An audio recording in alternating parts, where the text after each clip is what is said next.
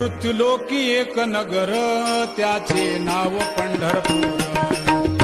येथील मोकाशी उभा विटेवर पुंडलिक भक्तराज शोभे चंद्रभागातील.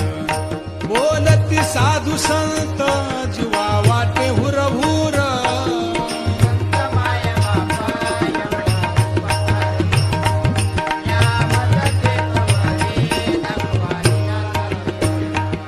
मज नाही हात पाय डोळा पडली झांपड.